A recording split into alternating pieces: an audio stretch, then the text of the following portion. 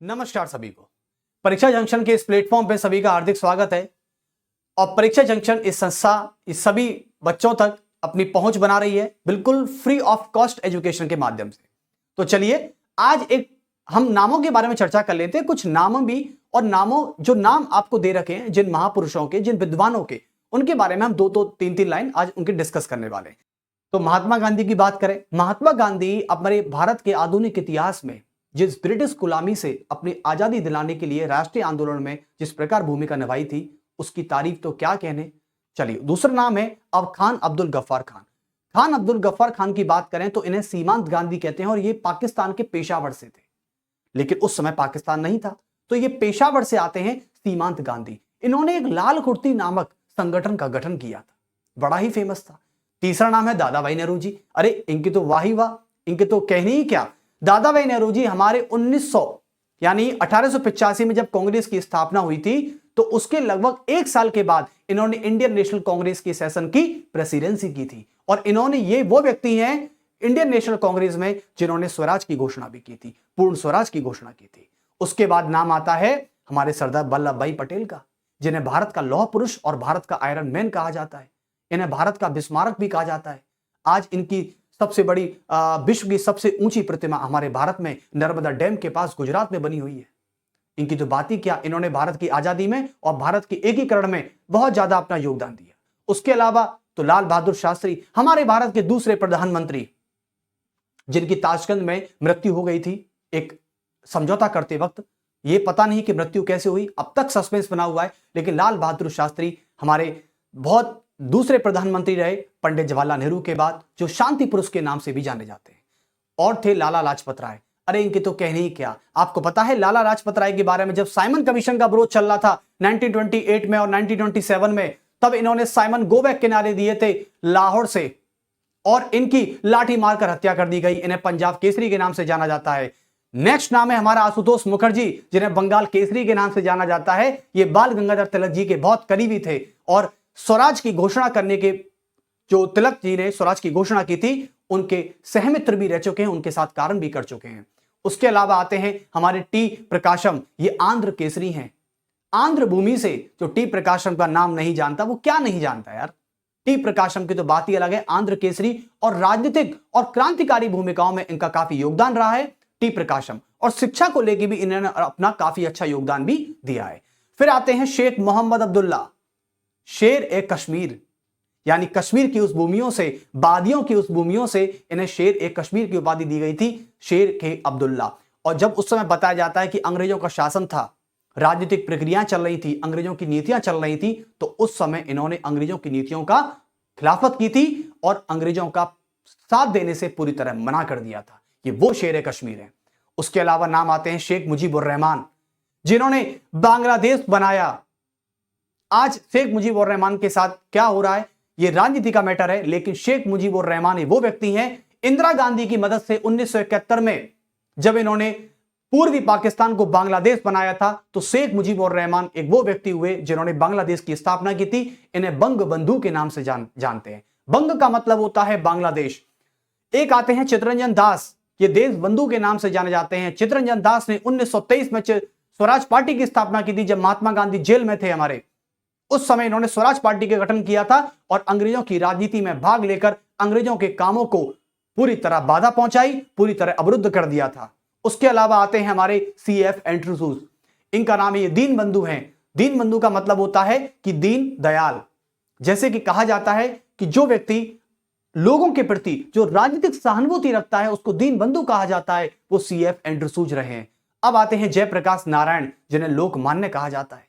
जयप्रकाश नारायण आपको याद होगा इंदिरा गांधी के सबसे बड़े अपोजिशन लीडर थे उस समय, और दिल्ली के रामलीला मैदान से इन्होंने एक नारा दिया था कि इंदिरा कुर्सी खाली करो जनता आती है। ये वो है जयप्रकाश नारायण। इनकी तो कहनी क्या, उस समय इनके नारे से पूरे देश में इमरजेंसी लगा दी गई थी। उसके अलावा आते हैं कर्पूरी ठाकुर।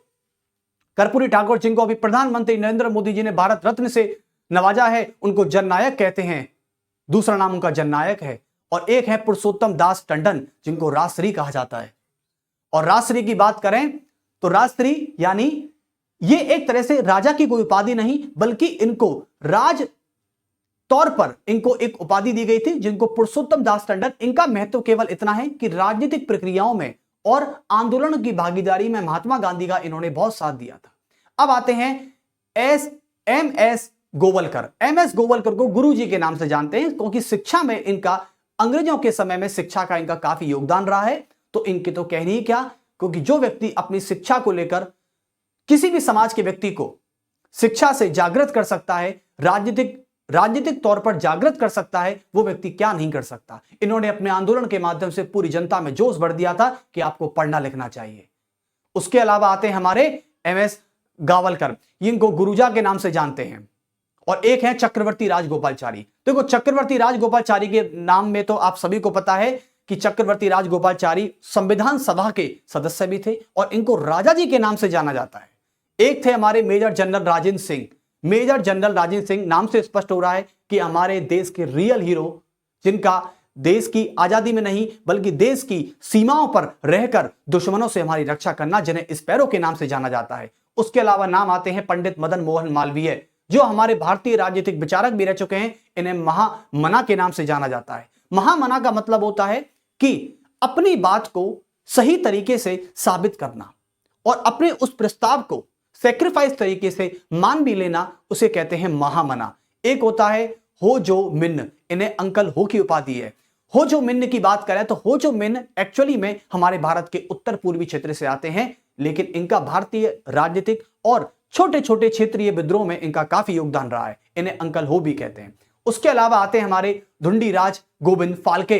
ये भारतीय फिल्मों के पितामह हैं। आज आपको पता है हमारी भारत सरकार दादा साहेब फाल्के अवार्ड देती है, ये इन्हीं के नाम से दिया जाता है। भारतीय फिल्मों के ये फादर हैं। आपसे पूछे who is the father of Indian industry, Indian film industry, तो आपका आंसर होना चाहिए धुंडीराज गोविंद फाल्के।